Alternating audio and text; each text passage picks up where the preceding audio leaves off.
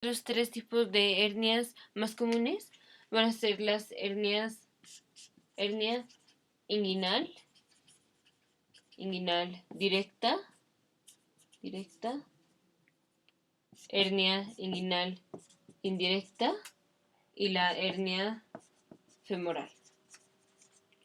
Entonces, primero con la hernia inguinal directa,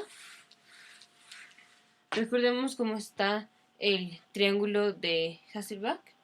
Tenemos, aquí está el recto abdominal, aquí están los vasos epigástricos y aquí está el canal, el ligamento inguinal.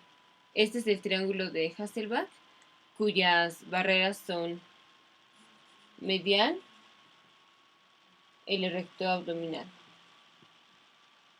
lateral, o digamos como superolateral, son las arterias, bueno, los vasos, arteria y vena epigástricas inferiores. Inferolateral es el ligamento inguinal.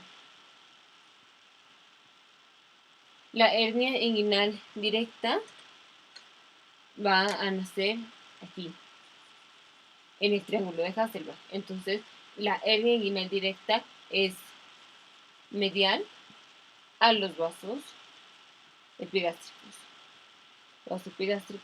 y lateral al recto abdominal. La hernia inguinal directa nada más va a estar cubierta por la fascia espermática, o la fascia espermática o la fascia, fascia espermática externa. Aquí lo que está pasando es, en la hernia lo que pasa es que el contenido intestinal, un cacho del intestino delgado se está herniando. Si es hernia directa, nada más, es a través del triángulo de Hasselbalch y nada más está cubierta, solo está cubierta por la fascia espermática externa, porque está pasando por, o sea, la manera en que se pasa por acá está el canal inguinal, luego el ligamento inguinal. Tenemos la entrada al canal inguinal por el anillo inguinal profundo, y dijimos también tenemos una entrada que es la del anillo inguinal superficial. El anillo inguinal superficial.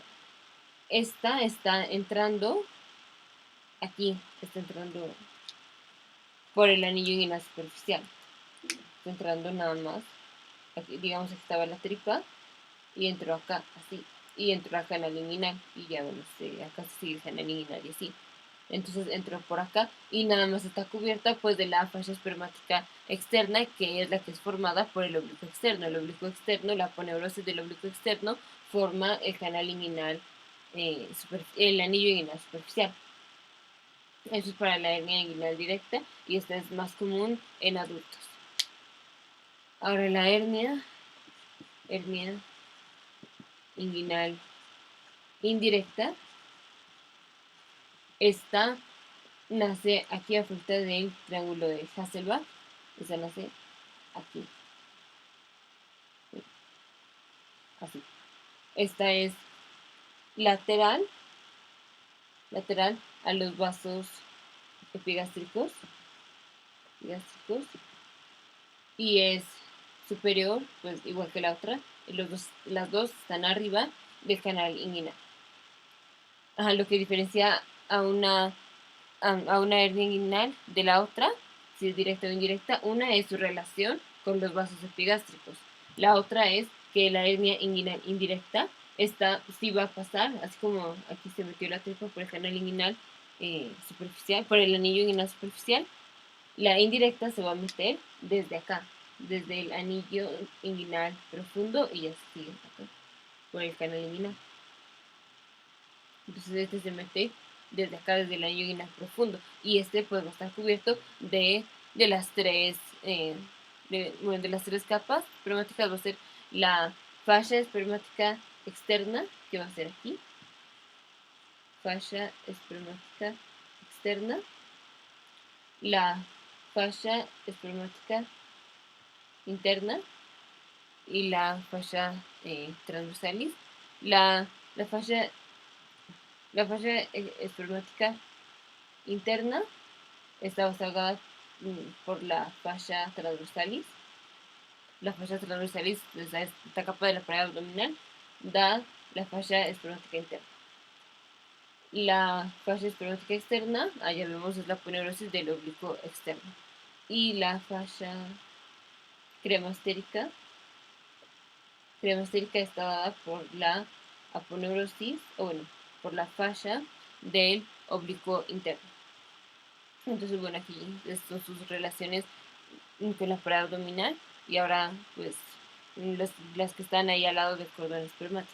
Bueno, pero entonces la hernia inguinal indirecta pasa a través de esas tres fascias, de la fascia cremastérica, de la fascia espermática interna y de la fascia espermática externa. La inguinal indirecta pasa por las tres capas. Y esta va a ser más común en niños.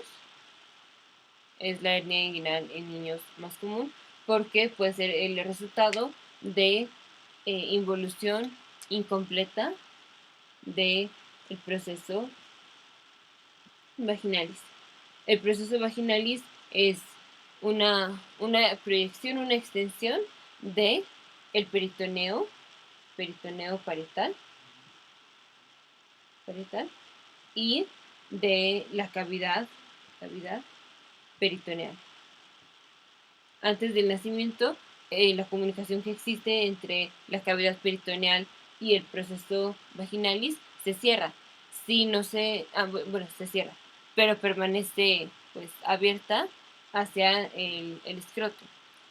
Si hay involución incompleta del proceso vaginalis, o sea, si no se cerró la comunicación con la cavidad peritoneal, entonces hay riesgo de tener una hidrocele, que se cierra con una involución incompleta pero leve, es del hidrocele y es por fluido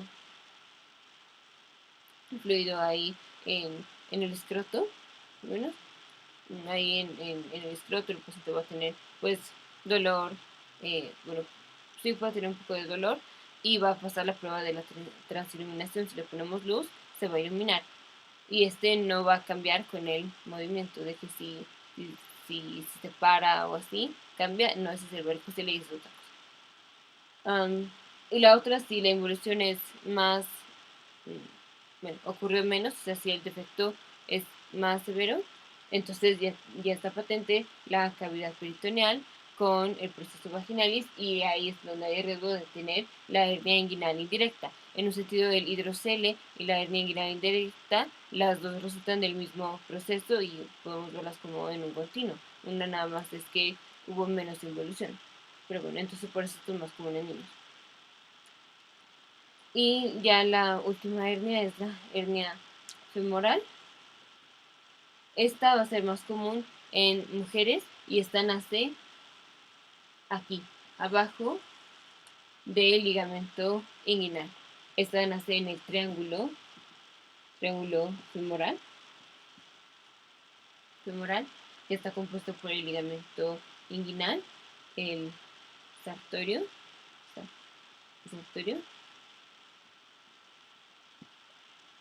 y estas pacientes son, bueno, son mujeres, pueden ser como obesas y las hernias, o sea, la paciente puede llegar como con una hernia así que ella misma se la puede reducir o nosotros se la reducimos, o si ya no es reducida, entonces le decimos una hernia encarcelada.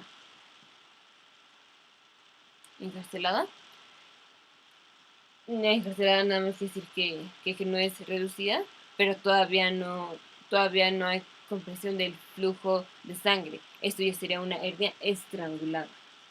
Y si en la hernia estrangulada, que las hernias estranguladas más comunes son las femorales, y esas sí se presentan con fiebre, con dolor así severo, el paciente puede tener, si le tomamos una parasíntesis, vamos a tener pues un poquito de aumento de los leucocitos. Las bacterias vamos a tener NH4 y así. La creatinina, eso va a estar normal, pues porque no tiene nada que ver con, con la vejiga. Pero bueno, ¿qué más? Mujeres, hernia encarcelada, hernia estrangulada. ah, y ya otra cosa para saber si, si la hernia inguinal es directa o indirecta. Una cosa que podemos hacer bueno, si la hernia desciende, o sea, le vamos a pedir al paciente que le vamos a palpar y ahí donde tiene la hernia. Luego le vamos a decir que tosa y le vamos a estar ahí apretando. Si la hernia desciende, va a ser una hernia eh, inguinal directa, porque estamos apretando el canal inguinal superficial. Entonces, pues si apretamos ahí, como si comprimimos, pues ya.